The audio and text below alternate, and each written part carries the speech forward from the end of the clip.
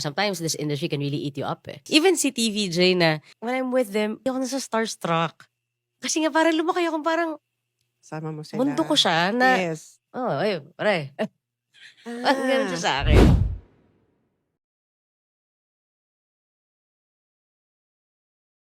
Hello mga katsaa, mga titos and titas from all around the Philippines and all over the world. Maraming salamat po for watching. And though it might seem na mahabang aping episodes, do not worry because we encourage you to use our videos as your background audio while you are doing other things. Habang kayo ay kumakain, while doing your work, while you are doing your studies, sa commute nyo po, sa pagmamaneho nyo po, habang kayo ay gumagawa ng mga iba't ibang gawaing bahay, please enjoy our videos. And also, we encourage you to watch our previous episodes. I-binge watch nyo po sila. Promise po mag-e-enjoy kayo. And today, get ready to be inspired, informed, and entertained. Thank you!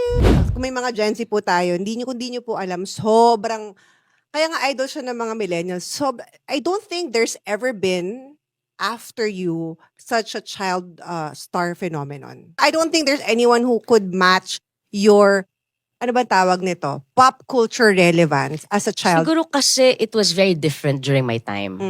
Ngayon kasi, kahit we had Raisa May noon, may mga kasabayan din siya eh. Meron tayong mga ibang mga TV shows na maraming kids eh. Going Bulilit. Yeah, may mga ganyan.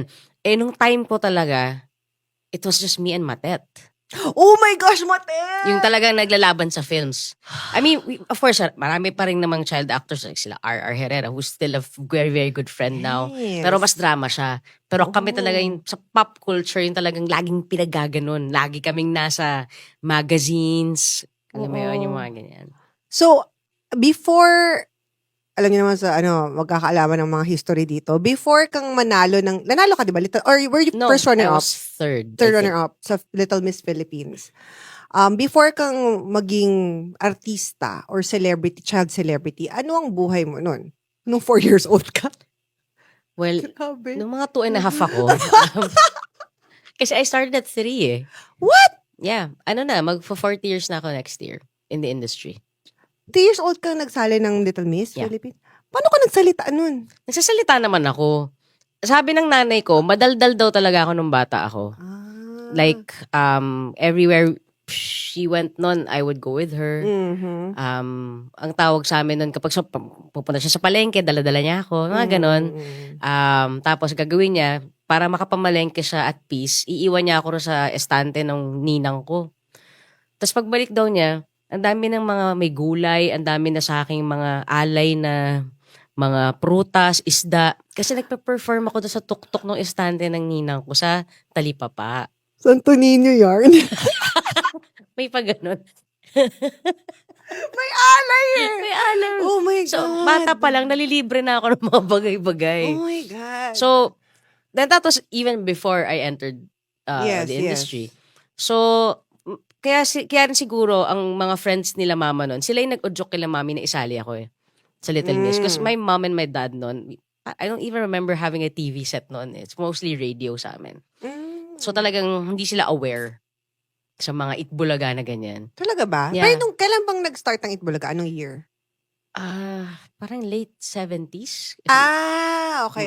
Tapos Yeah. pumasok ka ng mga mid to... Or late 70s? Mga Yeah, ganun, school bukol pa ata yun or 79 something. yata sila basta. Yes, 79 sila. Yeah, Tapos tama. pumasok ka mga 87, ganon. 87 ako. Wow! Oh my gosh! Yeah. Sobrang tagal mo na nga sa industriya, but I mean, hello, you're still here. I'm blessed. I'm happy that I'm still here. That's a testament to your parang talent. I don't think it's just that eh. Mhm. Naniniwala ako that, talent is that one thing that, helps you get in. Mhm. But staying there, Yes. it's, masasabi kong, it's a combination of so many different things. Marunong kang makisama, Yes. marunong kang respeto sa ibang tao, at sa sarili mo. Kasi diba, sometimes this industry can really eat you up eh. So, I think all the time, not just sometimes. well, yeah. So parang ano din yung boundaries na iset mo sa sarili mo without hurting other people's boundaries as well. It's very complicated. Right. So when you sabi nanalo ka ng Miss Little Miss Philippines, Yeah. and then you started to act sa mga pelikula at mga palabas tulad ng Okay Ka Fairy Ko. Yeah, oo. Di ba? Sino nga yung ganun? Si Faye, yung una namin si Alice Dixon. Oo, oo, oo. Oo. Tapos nag-iba-iba na, naging Naging Tweety Tweety De De Leon. Leon. Kwento ng tita ko to, ah. Oo. Oh, yes. Mga... Sayang sana napanood mo. Sino kayong elf na nagpa-tap dancing? Si Jude Casimiro. Yes. And then si Ina Magenta. Yeah, is, Charito of Solis. course, Yeah. The great Charito Solis. Grabe rin yung mga kasabay mo dun, no? Oo, yun nga yung weird parang, kasi nga since lumaki akong kasama ko sila, lahat sila parang mga tsuhin at tsahin ko lang. Alam mo yung Yes, gano'n, yung, yes. even si TVJ na, alam mo parang, of course, being idolized by many or loved by many, parang when I'm with them, or even other actors na supposedly kahit artista ka parang medyo nasa starstruck ka. Hindi ako nasa starstruck. Kasi nga parang lumaki ako parang Sama mo sila. mundo ko siya na Yes. pare. Ganun siya sa akin. Kahit sa mga bagong artista na mga sikat nga, hindi ka na nasa starstruck. Siguro nasa starstruck ako kapag hayop yung galing. Pero Tulad hindi ni... sa bago. Kahit international. I'm sure international. I heard you're a fan of Mr. Big. Yes, I love No, Mr. because Big. my friends are the ones who bring them here. Really? I Wow. love Mr. Big. I was there nung nag-concert ba sila Yeah, recently? I'm not sure recently, but Basta I went there nung isang concert. Oh my gosh, nasa front row ako. Nakakuha ako ng that's what I heard. Na That's what I binato. heard. You were in the front Yes. row. pag amazed ako sa talent, doon ako sa starstruck. Mm. But hindi dahil yung typical na, oh my God, ang pogi ni ganyan, or ang ganda ni ganyan. Hindi siya ganun sa akin. So you did Okay Ka Fairy Ko. Mhm. Kwento ng tita ko to. Super Inday and the Golden. Sinong bida dito? Si Maricel Soriano, si Super Yes. Inday. Ako si Golden Bibe. Correct. Double Dribble. Sinong kasama mo dito? Alvin Patrimonio, tsaka si Maricel Soriano. Sobrang fan ako ni Alvin Patrimonio. Ang bango-bango niya, ha? Talaga ba? Oo, ang bango niya. Pure Foods to, number 16, nung araw. Pure Foods. Ay, naging muse pa ako ng Pure Foods, ha? Ano nangyari? Wala, ang ganun lang yun. Ilan taong ka no? Naging miss ka na- Bagets bagets, talaga. oo. Ako yung muse na parang mascot. Hindi ba- siya talaga muse. Di ba tatlo yan sila? Jerry Cordillera. Cordillera. Siya, si Alvin Patrimonio. So, isa pa eh. Sino ba Nagwapo isa? din yun eh. Makalimutan Yan yung ko na mga isa. kasama nila, Rufa Gutierrez, sa mga pelikula nung araw. Makalimutan ko na isa. Let us know in the comment section sino po Yes, isa please. kasama Yes, please. nila. And then, you also did Petrang Caballo, of course with Roderick Paulate. siya yung That's the original. original, yeah. And Asot Pusa with Tito Sen. Tito Yes. These are some of the kumbaga hits mo nung bata ka. And I would say nga, dahil iba yung industry before, the industry was very different. When you are artista, hindi ka sa katulad ngayon na parang pag lumabas ka sa TikTok, pwede ka, kahit kunyari, influencer, Oo. ang dami mong chances of winning na Yes, sumikat. that's You know true. what I mean? Na-democratize siya. Yes. But Yes, back in the day, if you are artista, lalo na if you have a daily show like Itbulaga, you are a fucking goddess like iba yung tingin talaga sa'yo ng mga tao. How was it being 5 years old, 6 years old, and having that kind of clout? Alam mo, I don't remember the feeling na parang, alam mo yun, hindi siya ganun. Kasi, in fairness to my parents, even though I was working, I had a sense of normalcy because I was still going to school. Regular school. So, makakapagod siya. Kasi, di ba, tatrabaho ka, tapos papasok ka ng umaga, ganyan. Pero, nabigyan niya ako ng balance eh. Mhm. I mean, may mga nangaasar sa akin sa eskwelahan na, oy, artista! Ganyan. Pero ginagawa ko, binibigyan ko ng 20. Ito sa'yo. Nahimik sila. Oh my God, 20 lang pala katapat nung araw. Uy, malaki na yung 20 Nung nung araw. time na yun, sabi ng friend. Oh, yeah. Yeah, Sa'yo ng nakita ng friend. friend ko. Ikaw nagbigay pa rin na kwento lang din sa'yo, no? Galing ng kwentuhan natin dito. So what were your experiences? May mga fun memories ka ba working with TVJ, for example? Kasi ang tagal mo with Itbulaga. Parang, most of your childhood. Most of my childhood, yes. Nag-stop lang ako maging regular noon nung nag-high school na ako because school schedule didn't allow na. Right. So what were your fond memories of like doing Itbulaga? Alam mo, Eat Bulaga for me, siya eh, it didn't feel like work. It's something na, alam mo, you look forward to going to work Yes. because you enjoy the people you're with.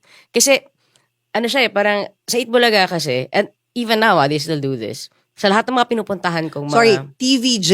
Itbulaga ito, TVJ, no? before, sa lahat ng mga pinupuntahan ko ng mga dressing rooms, ganyan. Kasi doon kayo tumatambay, di ba? Yes, Lagi yes. magkakahiwalay yan eh. Mhm. Magkikita lang kayo kapag time nyo nang magkakasama. But with Eat Bulaga, nung lumaki ako, para siyang imagine, one big room with all the hosts there, eating together, sharing stories together. And then, okay na po, ganyan. Tsaka lang tatayo. And then babalik ulit. Balik na naman sa kwentuhan. Ooh. It's that kind of environment na I enjoyed. Right. Alam mo yun, yung minsan pag trip ko, meron akong sarili kong nook, nandun yung mga laruan ko. So ganun siya. So feeling ko nakuha ko rin yung ganun na parang hindi lang work ang work sa akin. It's more than that. It's friendship, 'di ba? It's a lifetime, relationship with these people. It's family. It's family, basically, yeah. 'di ba? I mean, especially if you grew up the first 12 years of your life with these people, ha? Very good ka dyan. Hello. Hello, Lisa. I love you. Matagal yung kwentuhan eh. sorry. Matagal pa to. And parang, nung bata ka, what would you say would be, kumbaga, syempre, until now, you're still in the industry, what would you say would be the difference nung industriya back in the day? Sorry, hindi ko kasi, Yeah. I don't think people know. Ngayon kasi mas may mga behind the scenes, right? Yes. Kita ng mga tao, ganyan pala Oo. sila. Pero Parang dati I wala think noon talagang, kaya siguro, di ba, you see kids na, paano nangyari yun? Nasa TV ka lang kanina, ngayon nandito ka na. Parang may ganong disconnect. Kasi parang everything we did before, it's like mystery, di ba? Yes. It's like a mystery. But now, because yun nga, meron na tayong easily accessible na rin, the artists, di ba? You can actually talk to them via IG or whatever social media platform.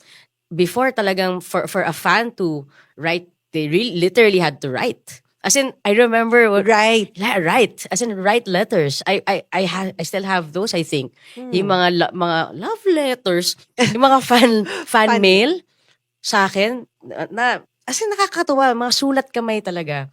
So, siguro yon yung access, nagkaroon na rin ng, I think yun yung pinaka number one na nagbago, the access. Not just access sa mga artista, pero even access in terms of storytelling. Like, I remember before when we used to do our shows, diba, parang suntok sa buwan, sana magustuhan to. Ngayon, even the audience, they have a say. I remember I was part of this parang teleserye na dahil nakikita ng mga writers na hindi masyadong patok sa social media tong team up nito, boom! Tatawid tayo magsesegue, kakambyo tayo ng kwento. Yes. Yeah. Dati mas siya fixed. Yes, mas fixed. Talagang can't siya. Yeah. And mas mas may risk in a sense. Mas may risk. Yes. Yun, and even getting in, right? Diba? Yes, Even yes. getting into the industry now.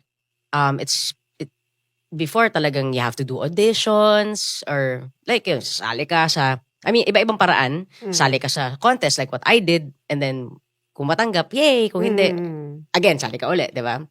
But now, because you have your YouTube, you have your TikToks, sa YouTube, marami ka nakikita magagaling ng mga nganta. Same thing with TikTok. So, ganun na siya.